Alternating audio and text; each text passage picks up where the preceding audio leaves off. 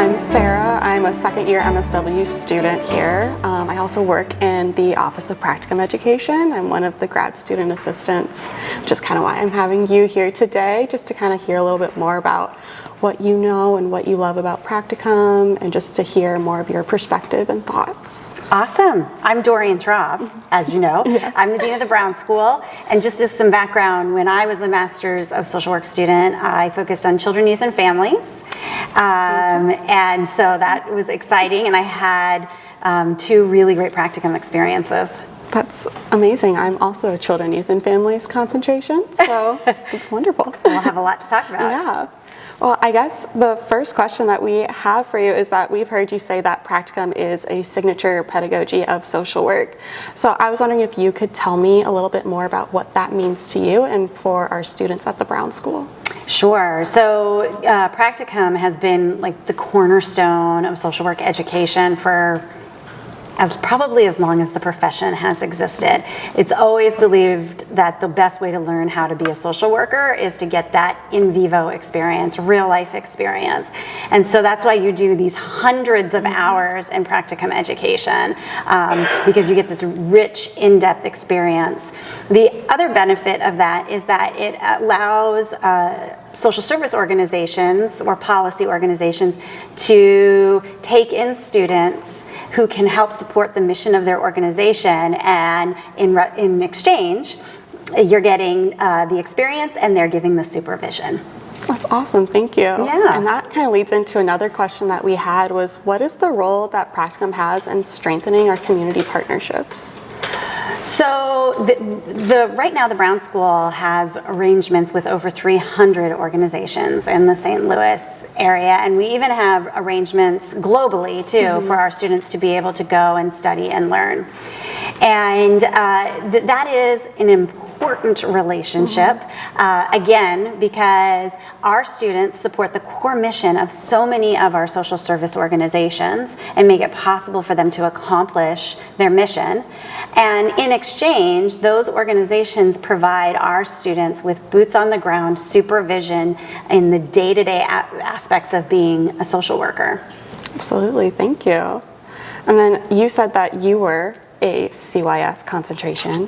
I was wondering if you could tell me a little bit more about your own experience with Practicum and just how that shaped you as a social worker. Absolutely.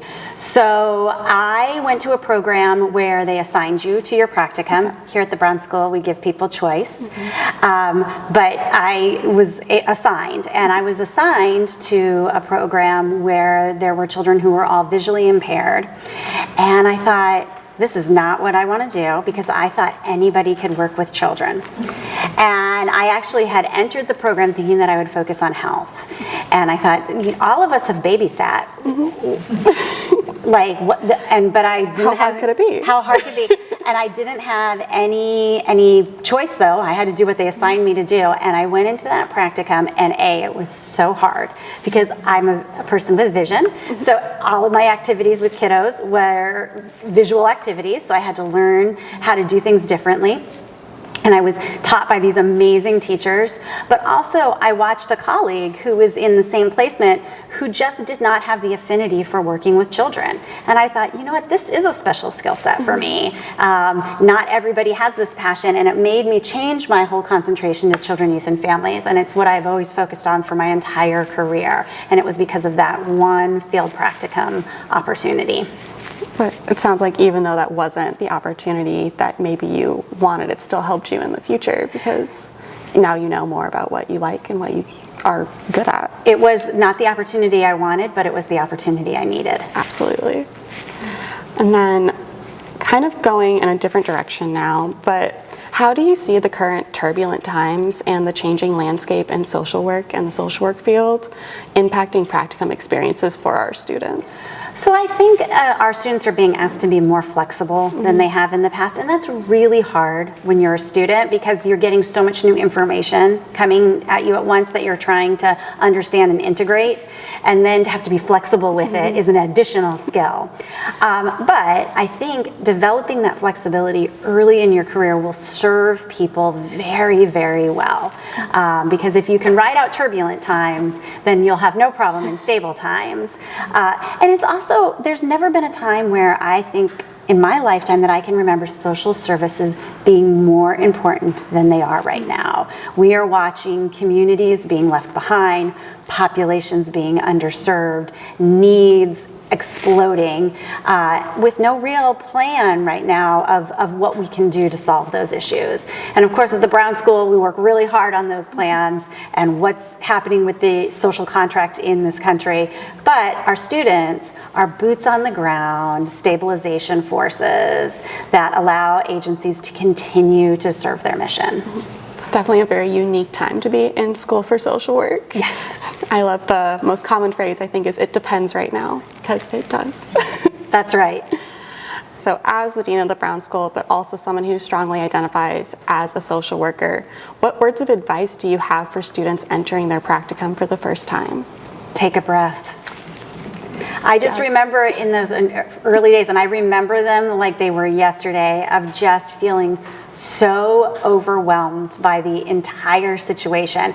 And now in retrospect, what I realized, I thought it was that the organization was not well put together, and it wasn't. It was that I just didn't know enough yet to know that this organization had been running for a very, very long time and serving students beautifully. And so I think part of it is just slowing down, taking the opportunities to learn, being open to the learning process, and also really partnering with your practicum faculty so that you get feedback on what is normative, what may not be. We're in turbulent times, so some things that our agencies are experiencing are atypical, and that's where our practicum faculty can really help people navigate whether this is typical or atypical and come up with some solutions or strategies to address it. Absolutely, yeah. Our practicum faculty is fantastic, and I think it's important to remember we're at that practicum site to learn. It's a learning experience, so if you were perfect at it, then we wouldn't need practicum. That's exactly right, and sometimes we have to remind practicums of that too. That these are students who are learning, and one of the best ways to learn is to make a mistake and then try a new strategy. Absolutely. Yes. Amazing, thank you. And then I just have a couple more. Sure. This one has been kind of a hot topic with students, but given the economic pressures on students and longstanding questions around social work education using practicum, often unpaid, but it's also a requirement. What are some strategies that the Brown School is using or you think could use in the future to address this challenge? So this is a national challenge right now, and we're seeing it not just only in social work. There are plenty of fields that use an internship model as part of their education, and we're rethinking that approach.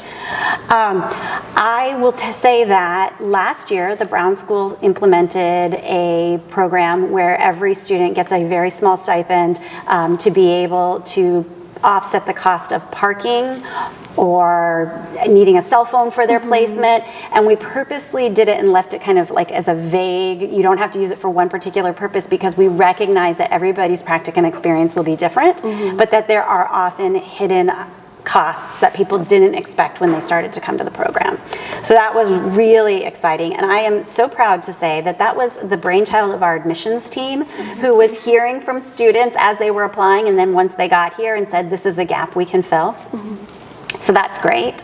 We also have a lot of practica that have stipends associated with them. And so students should talk to their faculty and talk to their advisors to see if there are options for them as well to do a practicum at a place that would also give them a stipend. And then as a field, I think we are trying to think through what is the best way to train and support the next generation of social workers. Absolutely. It's definitely a tricky national issue, but I'm glad that we're taking those steps. I know that that stipend has helped me a lot just with travel costs to go and visit sites at my own practicum. So I'm so glad to hear that. And then my last question is, what is your vision for the future of practicum at the Brown School? Oh, I have big, big dreams for practicum at the Brown School. One of the things that the Brown School is known for is the science of social work and social work practice. This is where evidence-based practice emerged. We now are leaders in implementation science, and I really want us to be the epicenter of practicum-based science too. And how can we have all of our students engaging in research, whether that's evaluation or program development, as part of their practicum experience, so that they are giving back to the organization scientifically? How can the Brown School support our practicum sites to be more scientific in their approach? And how can that information then be disseminated to the field so we are making more informed decisions both about the services we provide clients, but the way in which we educate our students too? Amazing, big visions, but all will be very impactful and beneficial, not only for our students, but also for our community. Thank you. Thank you.